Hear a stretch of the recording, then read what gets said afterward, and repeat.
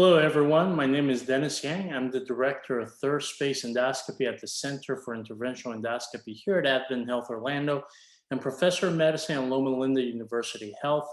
On behalf of me and my co-authors, I want to thank the editors of Gastrointestinal Endoscopy, as well as all the viewers, for the opportunity to discuss our study on the effect of margin marking before colorectal EMR on neoplasia recurrence.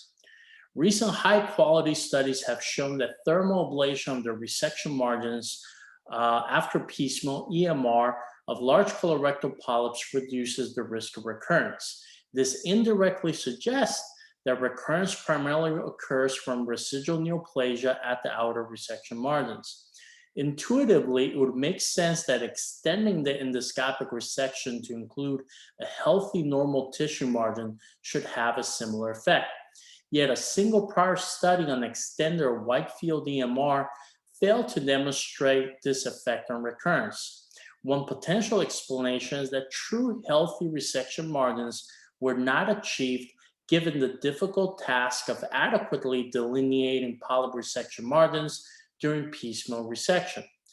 Detailed lesion assessment followed by margin marking by placing coagulation dots with electrocautery is conventionally performed during endoscopic submucosal dissection or ESD, with the intended purpose to adequately identify the margins and to avoid inadvertent incomplete resection.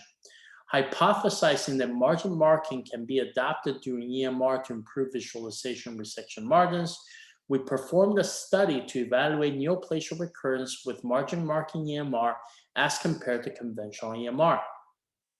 This study was designed as a historical control study of patients who underwent EMR of non-pedunculated polyps 20 millimeters or larger between 2016 and 2021 at the University of Florida.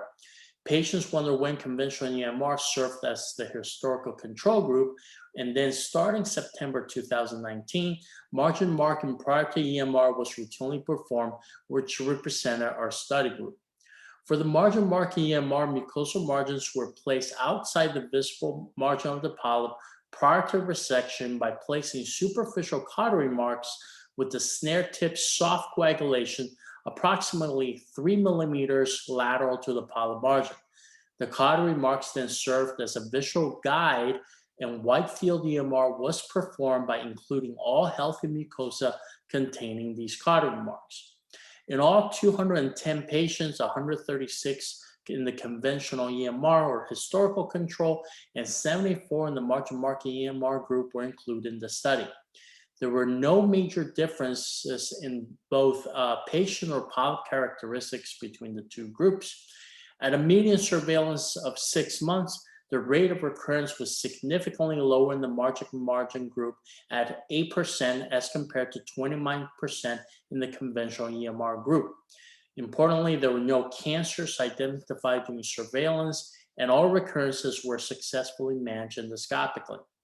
When looking at factors associated with neoplasia recurrence on multivariate analysis, larger polyp size was associated with higher risk for recurrence, whereas margin marking prior to EMR was the only factor associated with a lower likelihood of recurrence.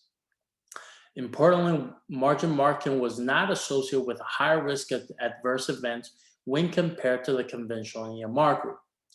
This is the first study to examine the potential effect of margin marking prior to EMR on neoplasia recurrence as compared to conventional EMR. Our results demonstrated that margin marking prior to EMR resulted in an overall 80% reduction in recurrence when adjusting for possible confounding factors. Margin marking prior to EMR remained the strongest factor associated with a lower likelihood of recurrence. The technique of margin marking has been commonly practiced during ESD, and we demonstrated that this can be easily adopted for EMR.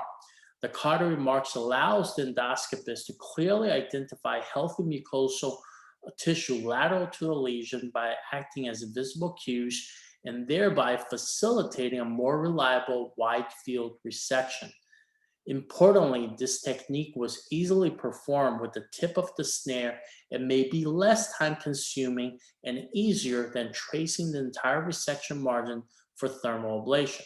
Now, we acknowledge that this is just an initial study at a single center performed by a single endoscopist, and thereby we encourage future larger studies because these are needed not only to corroborate these preliminary findings, but to compare its performance with other modalities such as thermal ablation of the resection margins as strategies to reduce polyp recurrence.